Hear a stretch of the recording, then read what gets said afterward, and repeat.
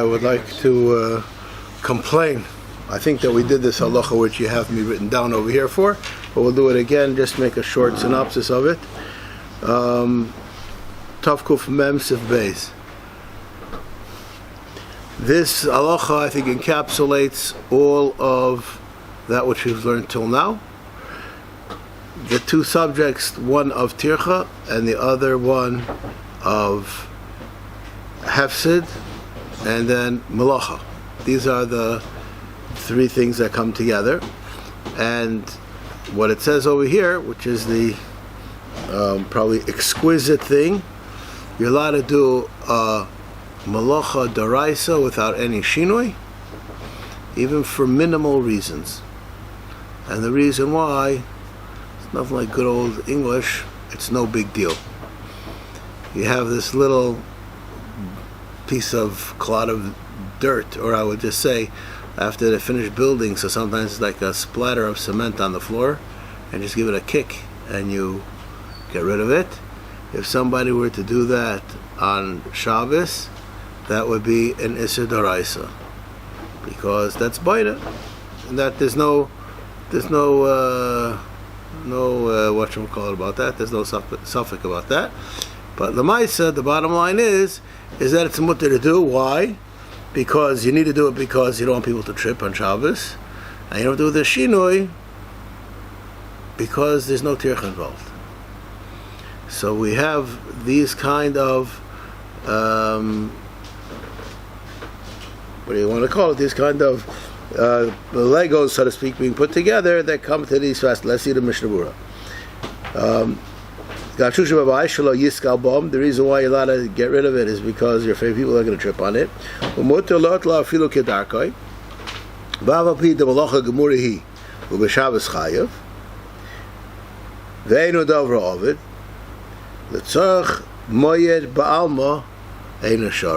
And things aren't mutter.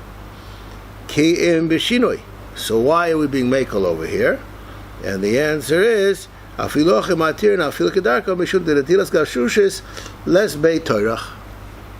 big deal. So here we have, I would say, where we're pulling the tablecloth to the other end, being that we don't envision it as a big deal, so then you're allowed to do it with a minimal amount of need. And I'll just use as an example of that, though that is, I think, even better, but turning on a light,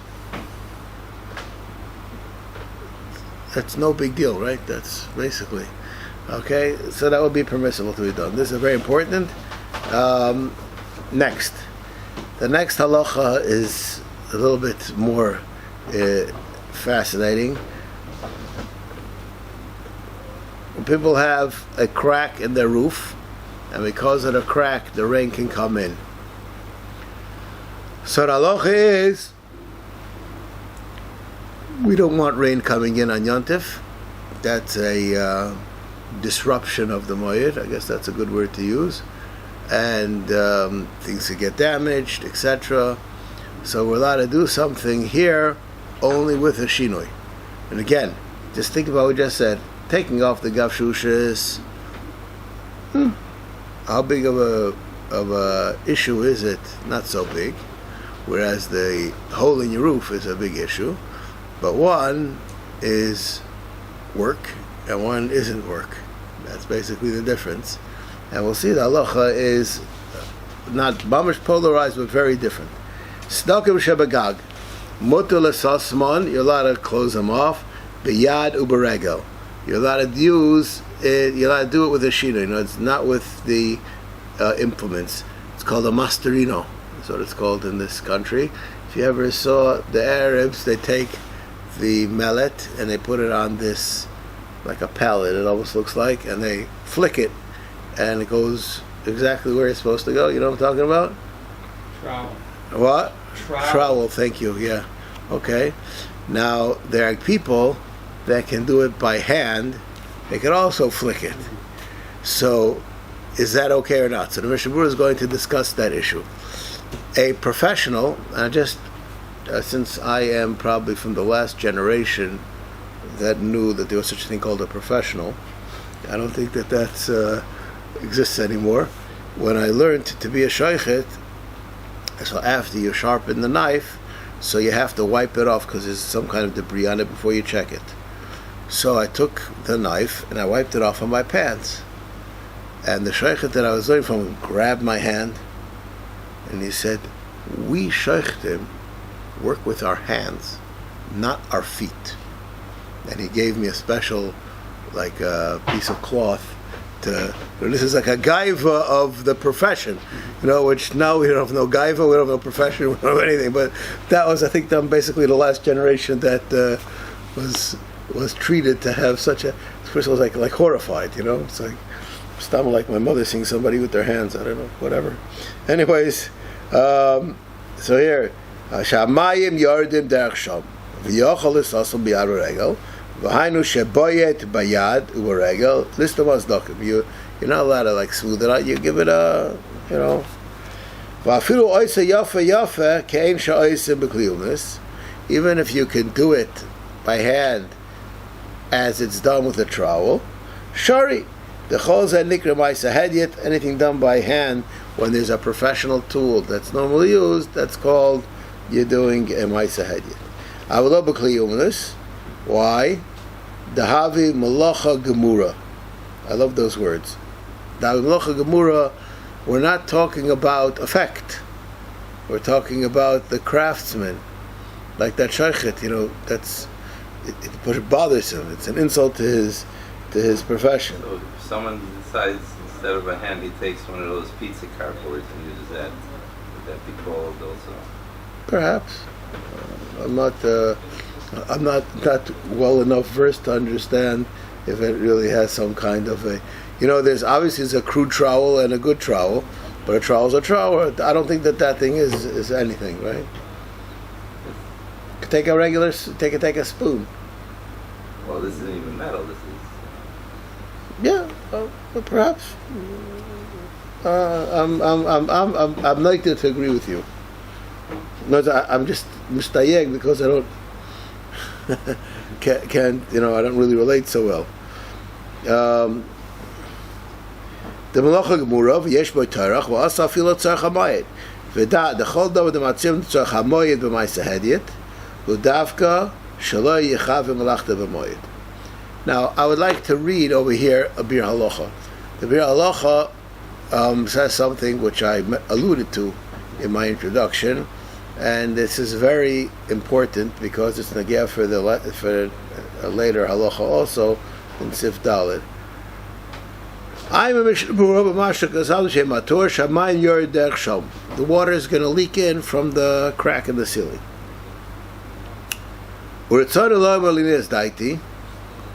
This is what I call an abuse of the text. Okay? What does it say? The source that he quotes, because the water comes down from there. It's not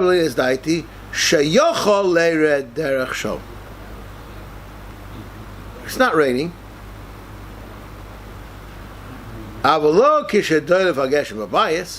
We're not speaking about a situation where it is raining in the home. Where do I get this from? Pirish, he says, we're afraid that it may rain.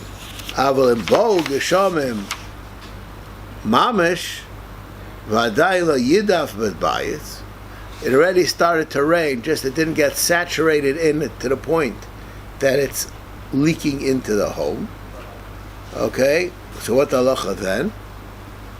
Oisa kedarkoi. Why? Emergency. No. The answer is fascinating. This is a key to the next piece which we're going to learn. She'ein adam dar b'moyed b'diras rucha. A person is highly uncomfortable living in a dira that has leakage in it. The fact that it impinges on my quality of living, it has become a heightened, needed Chol Hamoed. In other words, we're not in the as that's the next piece, but we're not in the damage department. Thank you. We're not in the damage department where it's bothering me. Bothering me means not like I have a bill that I have to pay and it's bothering me. It's affecting my quality of physical life to the point that the Chol Hamoed is great enough to allow me to do it kedarkoi. Why would it be so Chol Hamoed b'sukkos?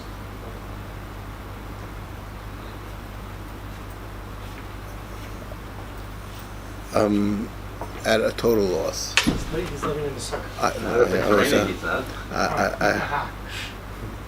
First. Second, I only see 50% of shim in here.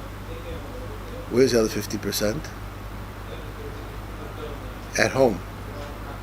Right? Does your wife sit in the sukkah when it rains? Even if you're machmer, I doubt that she is. Right? And not only that, there's also Pesach. Also has Chol Hamoed. Right, true. So there could be cases, but Enechanami, this wouldn't apply if this is in your house in the Riviera and you're here in Israel. Yes, that heter would not apply. Perhaps the other one, that it's a hefsid davra, maybe it would apply, and that depends what it is, But the point that you're making is, I accept. It depends. It has to be that it is. Okay. What if it's not raining now, and the forecast is no rain until after Yom Tov?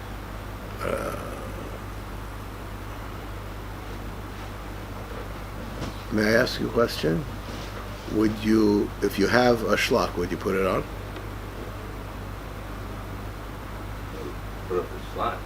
If you have a shlach, and the forecast said it's not going to rain until after Yom Tov, do you put it on? No. No? I do.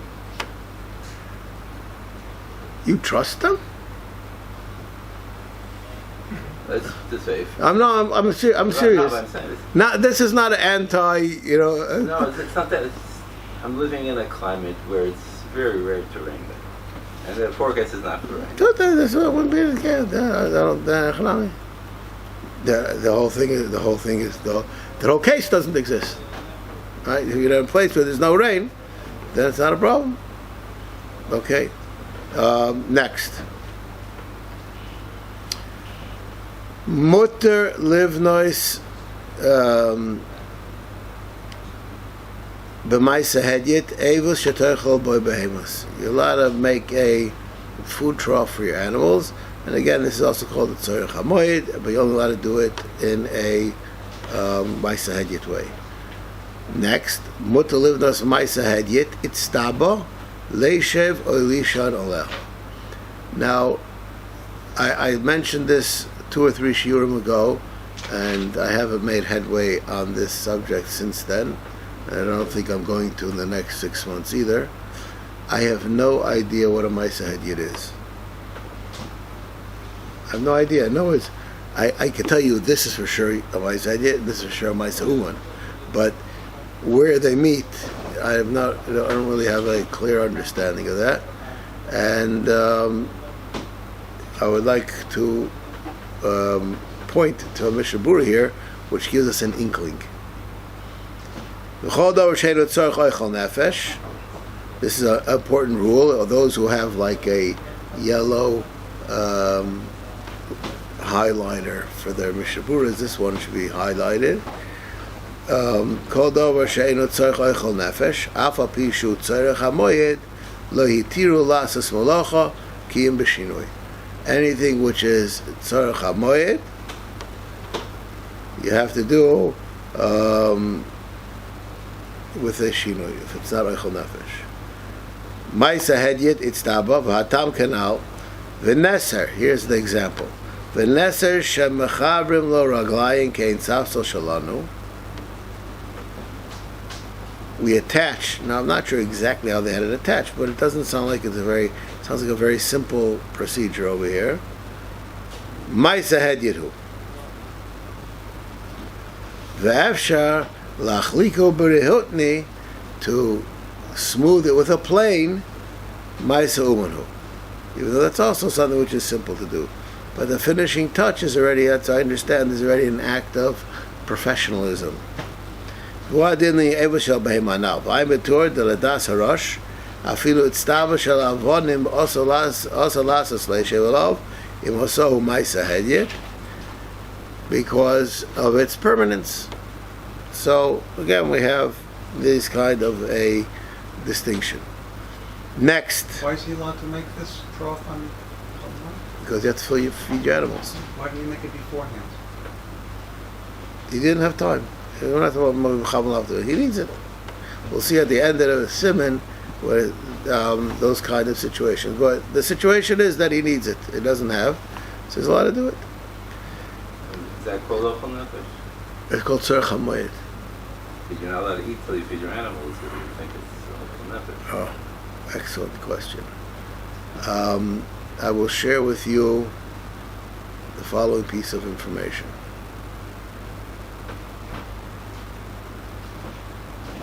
According to some,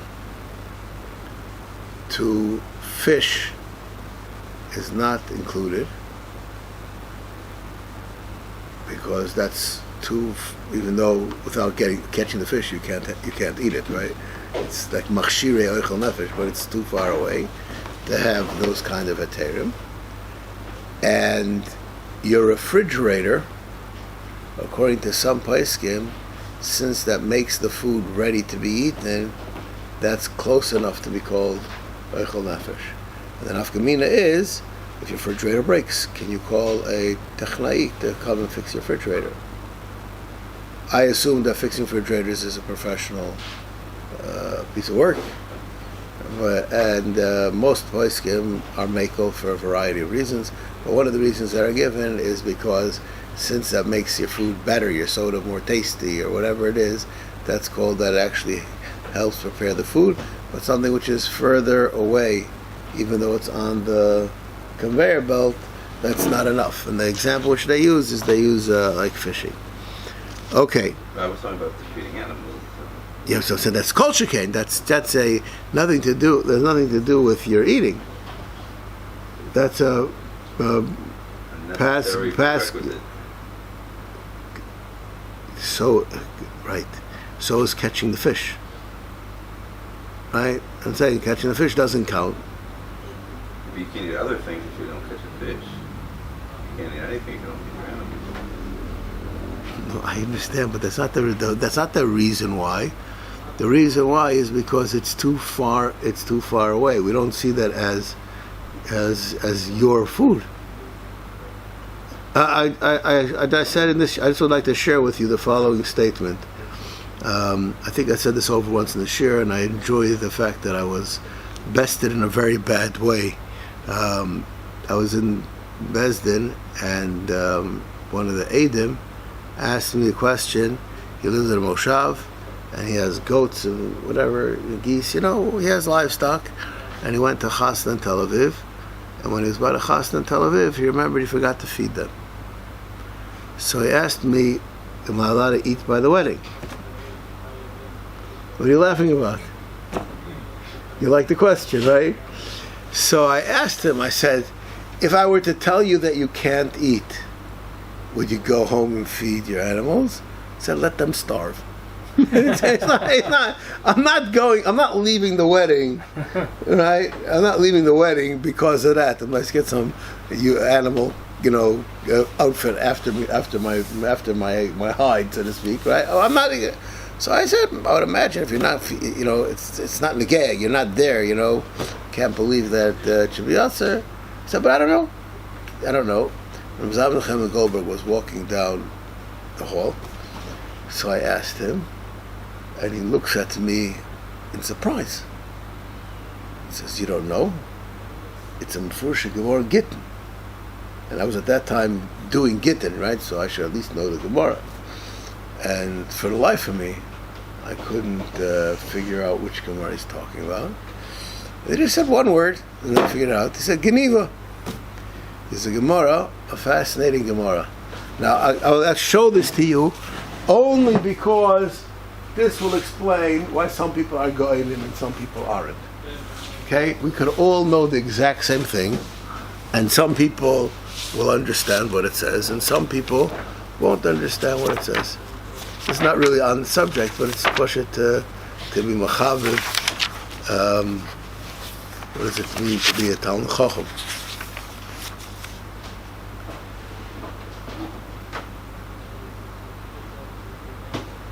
Yeah.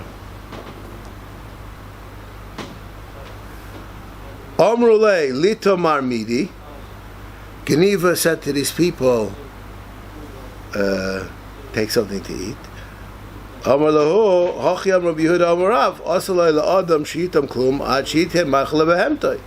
I can't eat because I didn't give my animals to eat, etc. So it's clear that they weren't anywhere near their animals, that was an option, and still this was a halachic good excuse. So it's mefurish Gemara that if you're at the chasana, you're not allowed to eat, right? And now, if I were to tell you that the Gemara is in Gittin, I still don't know if you would get it. You understand? You have to. We said, like, it looks to me like it's a mefurish Gemara. After he pointed it out, the tak is a mefurish Gemara. But I don't think I'll forget that Gemara now. All right. Anyways, so you understand why I'm telling you this through the story? Okay. Let's continue. My question more humble, but what? made my question more humble. Made your life more chomer, you mean? No, I don't have any animals. But No, I said, but that's what it seems to say. No, the person left the country and he doesn't have any way to get home. I don't know how this really works out, exactly, but that's what it seems to say. All right. Next, we're talking about pots over here. Tana v'kirayim she'efsher sheyivshu v'oifa b'hem b'moed oisin. Pots that you can plausibly use them. You're making them on the Yontif, you're allowed to do them. V'im lav ein oisin oisam. You cannot use them. You cannot make them. Now, v'uadin asiyas kederes v'ilfas sharik hai gavna. I would like to share with you a quandary which I have, halacha l'maisa, and I don't really have an answer to the question. There are people that on Chol Hamoed, they look for all different ways to engage their children. They look at all kinds of activities, whatever they can do to get their children to have something to do. One of the things that they have is they have like these arts and crafts places that you can go, and they give you a ball of cheres, and you clay, right? That's the word I was looking for, right? And you make yourself azazachaza, right? What is it that you're making? Something that takes time, right? What are you making? Yeah, I've never heard of anyone who got it and then cooked in it. Who made one of those and then cooked in it. Why not? I've never heard of it. I don't know. Sure. Now cook it, serve it. Yeah, you make coffee in it. People use it for coffee. Challah tray.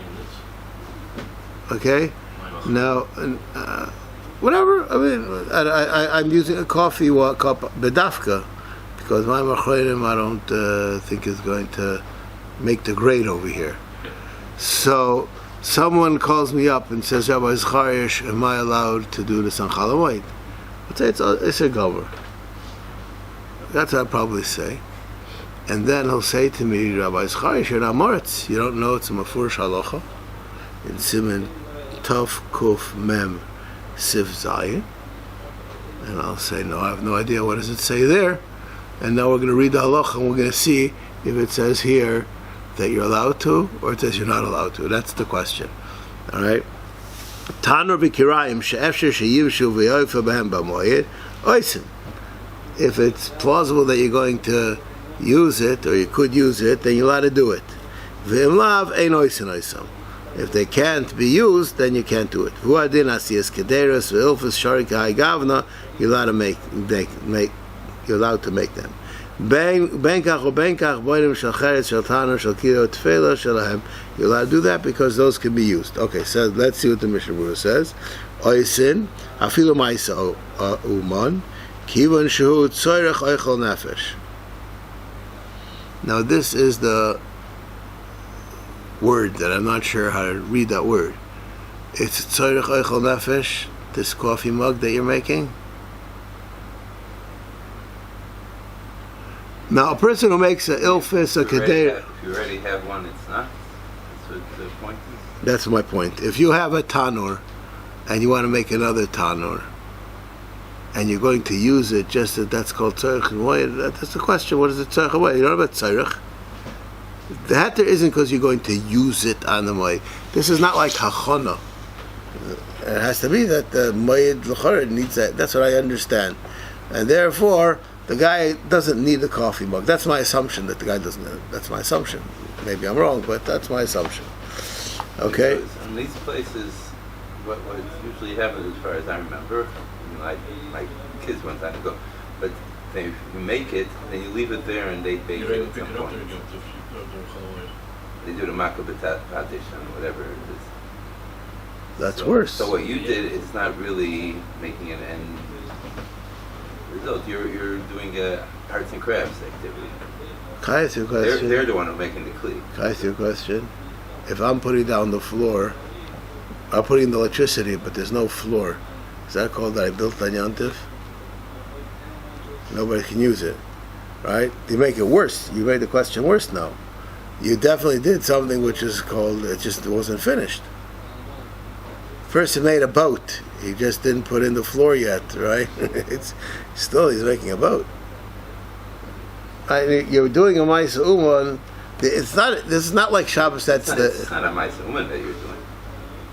It's a karamada. It's meant to be. Maasei Uman? You have 5-year-old kids. It doesn't have to be a Maasei Uman. It has to be a Chol Hamoed. It has to. If it's not a, it's not a Maasei Uman. That's what we said before. It has to be a Chol Hamoed. I find it hard to believe it's a Chol Hamoed if you're not using it. So Hamoed is keeping the kids busy. Okay, that's. Whose Chol Hamoed is that? Okay, so I don't know if that's a heter, right? That's I say over all the time about the rabbi who was first week on the job. So there was the president of the shul, this like the big rich guy who, the mover and shaker. He made some kind of a kiddush, and there was a serious shaila, and the Rav said that it's asur. So the guy said, if you're not gonna find me a heter, so I'm gonna fire you. So he said it's mutter. So someone asked him why.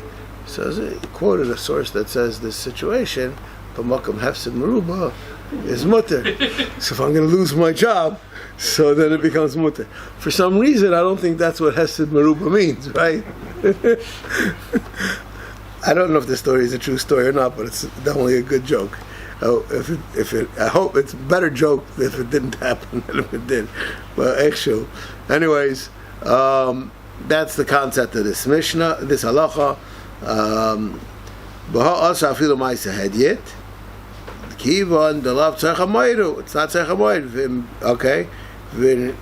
His bazmanu kar mutar lahamed tanur b'beis achoref lahasek habayis afilu enter the office boy. If it's the winter and you want to use the oven as a heating implement, then that's fine. Dakol cholim eitzel tzinabu. I did. Nishbar chaloin, be'in shem lo yisakno yeshe bakar. You're going to be in the cold. Gam ke mutar l'sakno. Now I don't know. My days used to take newspapers and just stuff up the windows, and that was the end of it. But whatever. They would insulate it. That was what the tip was for.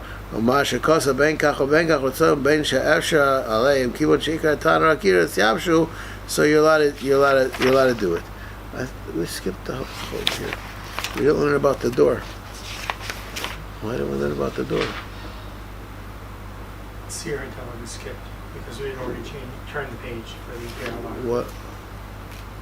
Where is it? Solid. So how did we skip it? Because we had already turned the page for the Halacha. Okay. So why didn't you correct me? But the rabbis wanted to skip. Oh, you want to know? You want to know why? Because this has on the dalet. I didn't see the let's go back because this is an important concept over here. Tzir hadales v'mafteach v'manu. All things are the hardware that makes the door function. Vatzinor v'akaira. All these things I will discuss in what they are. Ben shem shaletz, ben shel barzel, shenishbru afilu me'erev yontif. Yachal asam kneim b'lo shinoi. You're allowed to fix them on yontif even without a shinoi. Mipnei shezeh hefsed gadol. Why? Sheminiach Pesach Pasuach with Losos Shvuros Nimtza Ma'abed Kol Masha B'Bayis. This is what's called Pirza Omer Laganev. Right? That's it. You have your doorless. You're going to be stuffless. For the Ched Mutter Ubavachi Lo Yechav Melachta B'Moed. So this is important idea. This is called, I guess, more than a hefsed, than a davar. But this is called you're going to lose your everything. It's a security issue nowadays. Okay, it's a question. Do you really think so? I'm asking a serious question. I don't know. Depends on neighborhoods. Depends on all kinds of things. Okay, well, I'll just say as follows. Wherever you're going to have a chash geneva, there you have a security issue. Where you don't have a chash geneva, you don't have a security issue. From my point of view, a guy, I think what I'm saying is true, a guy who lives on a kibbutz or a moshav, I think he can leave his door, he'll be doorless, he'll be fine. That's my personal opinion. I'm not such a bucky in that, but they have security, around, and they leave the doors open all the time. And it's, if you have a security issue of mosquitoes, maybe, but that's about it. But that's what I would say. No, I'm not. I don't feel qualified to really answer the question. I meant security like the ones that were down south or up north. I'm telling you. 1 second. The people down south, they had no security issues. They were blasted out of the sky. You know what I mean? That's like, with the door, without the door, it doesn't make any difference. If one thinks that they're Chalila going to be Mechablim coming around, you get in your car and get out of there on Shabbos. Let's make that straight. I'm not sure I would say that's what you should do, the Maisa, especially after we know what happened. I don't know what one should do. I have no practical advice and I have no rabbinic advice. I don't know. Then, that's then. I don't want anybody to say that they got a piece of advice from me because I don't know the answer. But I don't think that that's what people are. You don't have a door. So regular people who regularly lock their doors since October 7th, all the time. And therefore, I know people who bought generators after October 7th. All kinds of people have reactionaries. But therefore what? Well, I don't. No, I'm just saying. So We're allowed to fix the door anyway. What? It's saying we're allowed to fix the door. So that's it. I'm qualifying that. A person who lives in that place that is Gan Eden in this world, right? Just that it has this big metal door in front of it to keep away the Arabs that are living nearby, and everybody leaves their doors undone and their car is unlocked and everything. I don't think that halacha applies. The people who leave their houses open all the time, right? We're speaking in a reality where if you leave your door open, you're going to have a problem. No, that's a given. If that's not the situation, in the bungalows of upstate New York, you're in the bungalows of upstate New York? Yeah. Did people lock the doors? No. So this halacha wouldn't apply. No, that's. I don't think I'm saying a chiddush. It makes sense clearly in the halacha that there's a assumption of what's going on. All right. So what's the chiddush of barzel? It's still mutter. Why? Because we have a problem. We're afraid of ganovim. Okay, so this is again, we'll have these great amount of losses, then we're allowed to do these kind of things, which everybody will understand what we're doing them for. Okay. Next. I don't think that people here probably ever saw a mill, how flour is ground. Anybody over here see it? You saw the plates, how they work? Was in a windmill on cheese. I didn't ask. But did you see how the process happens technically?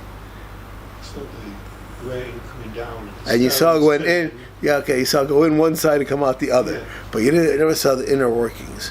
So I'm going to explain to you right now what most people don't know.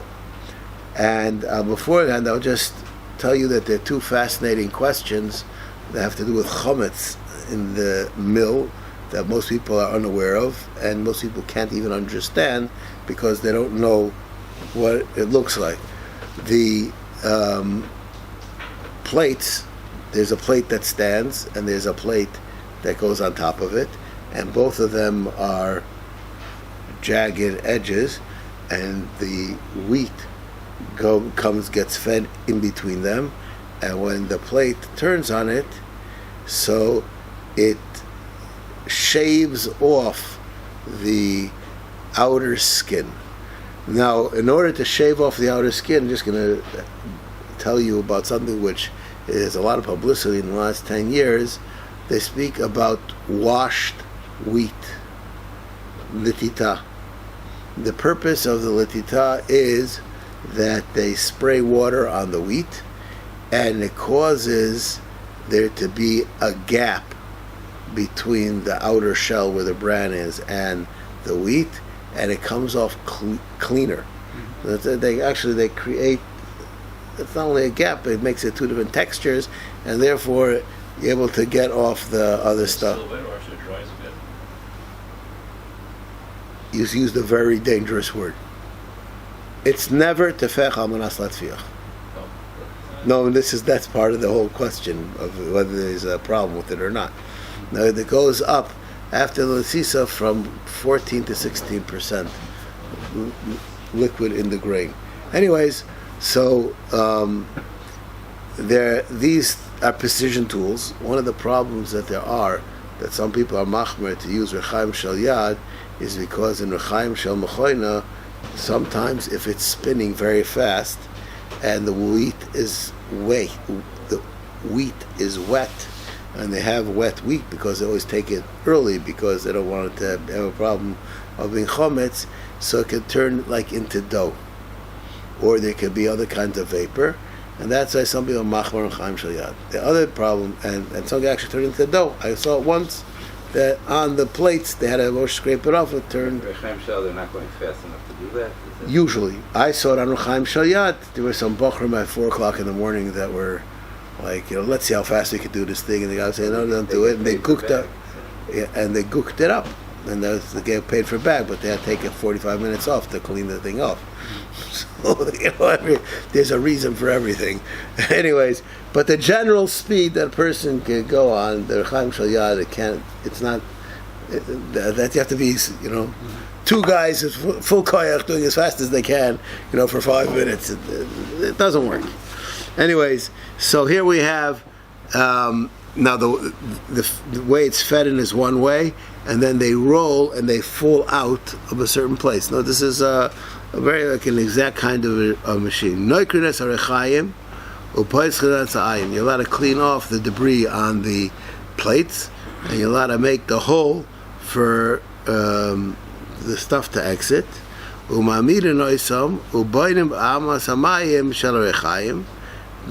allowed to do all these things in order to get the wheat to go out right, to get the rechaim to work. This is fascinating. Somehow they had long toenails, and that would inhibit their ability to turn the grinder, so you're allowed to even cut their nails. You're allowed to sharpen a knife.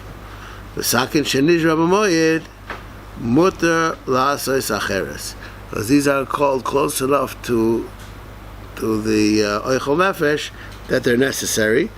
All right, let's just see the sakin. The key with the meleches oichel nefeshu, that's called meleches oichel nefesh mutter.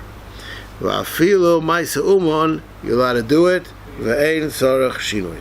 Okay, this is a fascinating chiddush. That's called chol nefesh. Nishbar b'moed umashbet nishbar koydem b'moed aser. If your knife broke before the moed, it will be aser. Da'enu ela machshirei eichel nefesh. So beforehand we said it's melechas eichel nefesh. Now we're saying it's only machshirei eichel nefesh. And the place can already deal with this issue. Okay. Umuchach me'ataz l'chol zahu be'im ha'yachal atzoyse me'erev yontiv v'kiven l'nichel b'l'hontiv. Aval im lo kiven, then you're allowed to do it because you need it for your food. Kelas acheres v'afilu efshel v'she'ela. And this, I would just like to mention, this Mishnah Berurah over here is something which is a litmus test in many places. When is it called that, b'diavad? So in Hilchos Muktzah, this is again many places that the place can say that to borrow something that's not called an option.